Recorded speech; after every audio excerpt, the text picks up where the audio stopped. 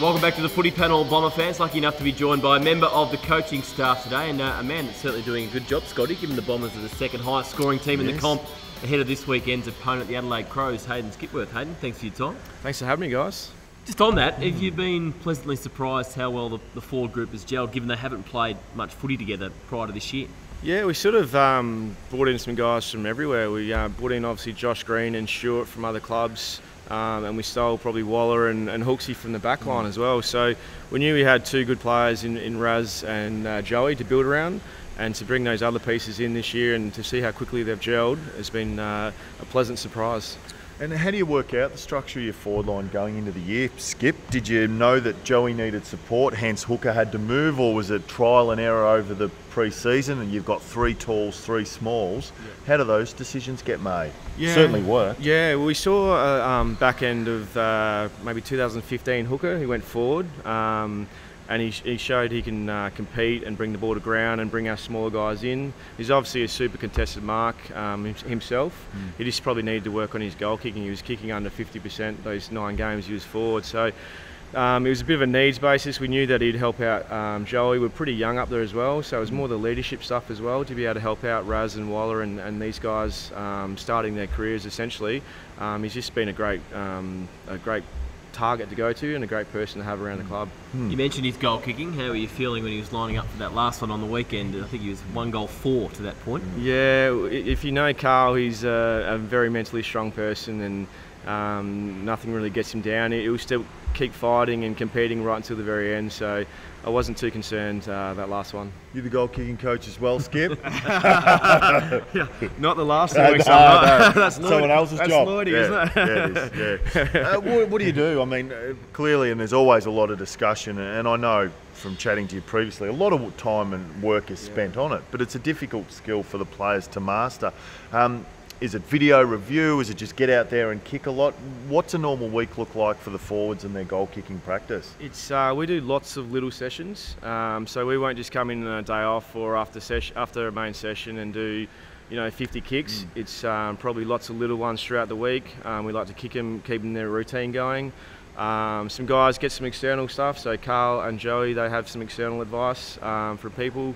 But yeah, it's just basically film, repetition, trying to simulate match day pressure, which is really hard at training.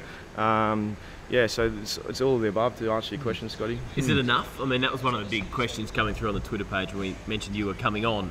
It was goal kicking practice. Do players get enough goal kicking practice these days? They do. We sort of we're very much a football program. It's sort of probably years ago started to go down when you finished, Scotty, around the high performance and counting kicks and stuff.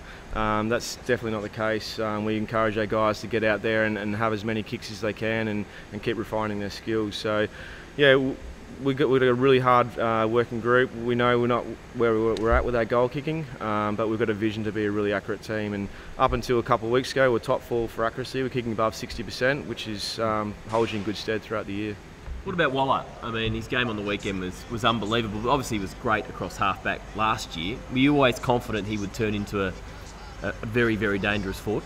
His attributes we liked as a forward, obviously with his speed and his tackling pressure and his elite decision making and skill. I tried him forward in the VFL years ago, and he was very lost. He's more comfortable probably behind the ball and attacking the game. So we trained him over pre-season. Wush was kind enough to let me have him work with him for the forwards. We knew that he could go back at the drop of a hat. And he showed so much over pre-season that we just needed him up there. Now, Manny, and you've had a working relationship with him since day one. Yeah.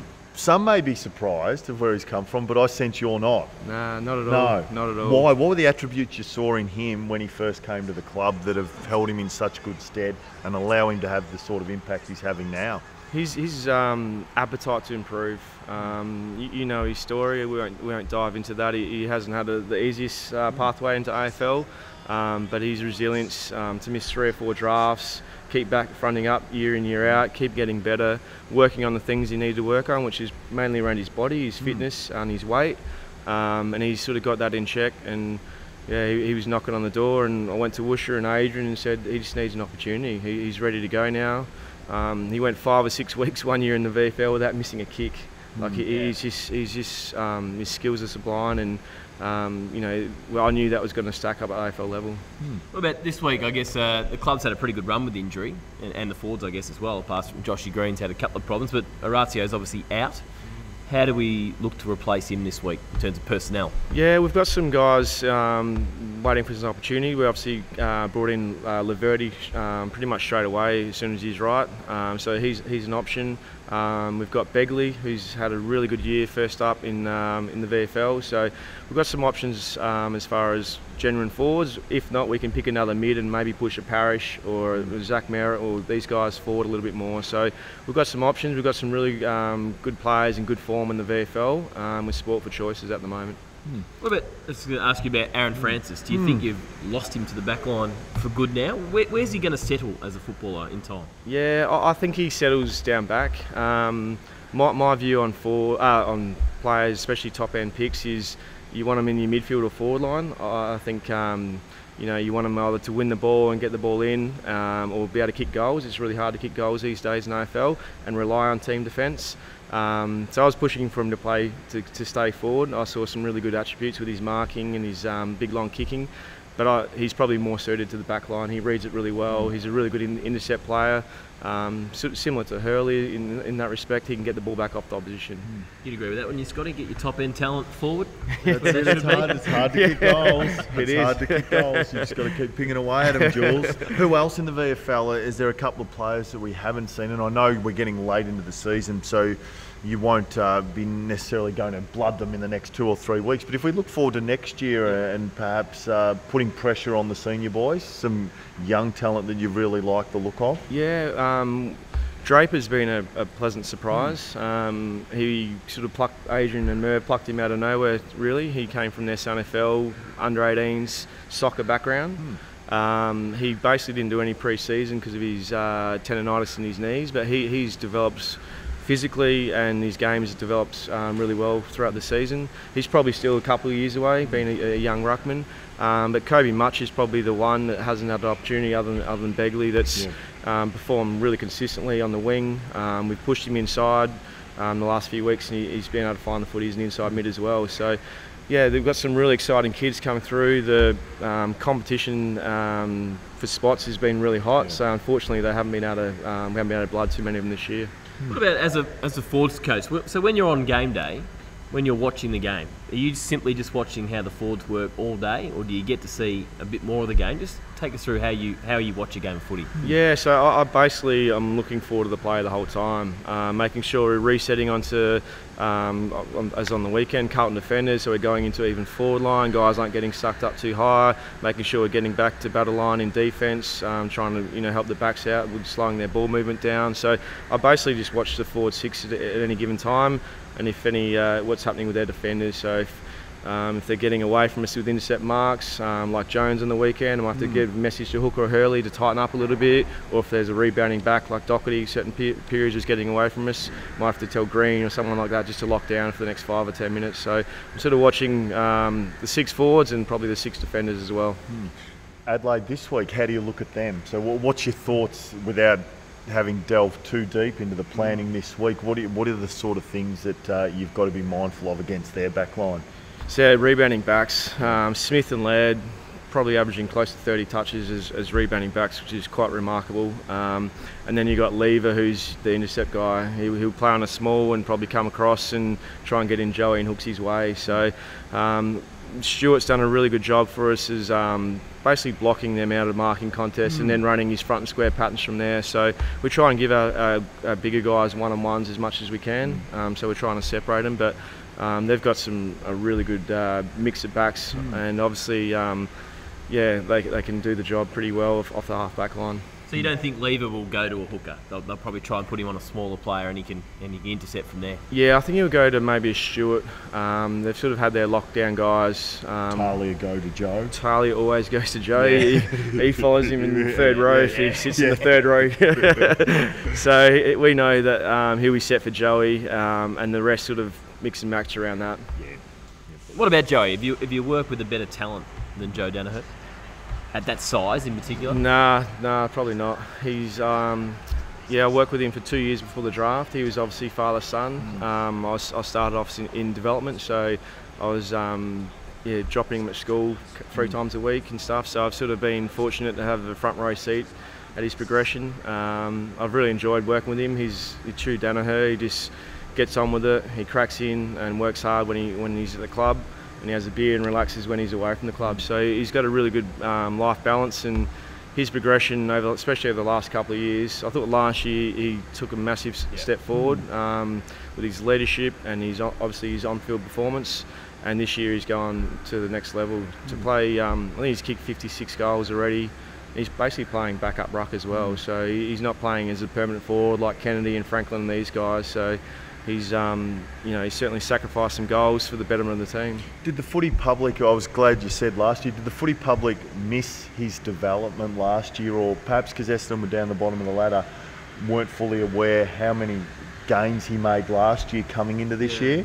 It was sort of hard to reflect. We were 18th for inside 50s last year, and the quality was probably pretty low as well. And not that it's all about goals, but to kick 43 goals in a pretty starved forward line, he had to make the most of his opportunity. So we tried to work on his efficiency. When he's in marking contests and stuff, it was like basically saying to him, you're not going to get lots of them, you're not going to get a lot of volume. So when it's there, you've got to make the most of it. And this year he's getting the volume and he's making the most of them. How good could he be as a ruckman? I think it was Tim Watson about 2 months ago said ideally he'd probably be a better ruckman than a forward. Yeah, I said to Hurdy early days, I said don't write him out to be a Dean Cox. Like his mobility around the grounds, he's probably not as good a tap ruckman as like the Tommy Bell and these sort of guys. But what he can do at ground level and general play, certainly has all the attributes to be a really quality ruckman. But in saying that, a 60-70 goal forward, you don't don't let him venture too far outside. Just stay near the big sticks, Joey. Yeah. Just on that, stay near the big sticks, that was another theme off the Twitter page. Do you think we'll see a day where the key forwards will stay deeper instead of pushing right up the ground constantly? I think there will be. You saw Dangerfield when he went down with his corky early. He basically didn't defend much at all, and he sort of sat inside the forward 50, and he almost pulled them apart, the defence apart, because they didn't know whether to press and leave him or stay with him. So I think teams will certainly flirt with what's the next progression in AFL, and that's certainly one to look at, is just holding a couple of forwards, trying to stretch out the defence. Will that take another interchange cap before that happens, or do you think actually a few coaching panels will actually try it and see how it goes? I think it's a pre-season thing, how much it affects your team defence to not have one less or two less if you pull them out. Because you obviously need everyone to defend. You can't leave too many guys, but if they're willing to stay with you, can you defend well enough with 16 or 15 team defence? So they're the questions you've got to ask yourself. And what about overall the Crows this week? They were unbelievable on Sunday. They won by 14 goals. It could have been 130 points in shocking conditions. They're a pretty frightening offensive team, aren't they? They are. You try and pick the holes in their side, and probably in pre-season the knock would have been their midfield. You would have said their back line's unbelievable and their forward line's probably as potent as there is going around. But their midfield's been super this year. Like Sammy Jacobs again was super against Ryder, and then you have Sloan, who's arguably one of the best mids in the comp. He's a two-way player and impacts in big moments. So. They're going to be a formidable team in the finals, and hopefully they're off this week against us. Have you got a player in mind for Sloan? Notoriously, the Bombers don't tag. Yeah, we've done some run with roles this year. Probably not. We haven't made a big fuss about it in the news. We've sort of used Goddard and Heppel and these guys to be really accountable at times. I've got no doubt that Bluey and Woosh will have a plan for Sloan. I'm not sure what it is just yet, but we can't certainly let it run around without some accountability. And just with Joey, what sort of advice do you give him when he's playing on a player like Talia? As you mentioned, he is as close checking as they come. So what sort of advice do you give to a player when they're coming up against a Talia type? Yeah, so we look to do a lot of blocks. So if he can work with a tall and a small, hopefully get some handovers. That gives him a free. He gets off him in the ruck. So just using those moments when he's can can get some separation, and the rest of the time it's just using his skill set. So he's good in the air and on the ground, so looking at different ways to impact the game. He can impact the game in so many different ways, and just what's going to work on the night, whether it's getting back front and square, whether it's hit up on the lead, whether it's his contested marking. He's got a big toolkit these days, so I just keep saying, use your toolkit to impact the game and what we need. Well, Hayden, congratulations with all the work you've done so far, and good luck for the remaining 3 games and hopefully finals as well. All right, thanks for having me, guys. Scotty, we'll see you next week as well. And Bomber fans, remember, get out there. Another home game on Saturday night. Been huge crowds that Etihad this year, and let's hope for another one on Saturday night. Enjoy the game Saturday night. We'll see you next week on the Footy Panel.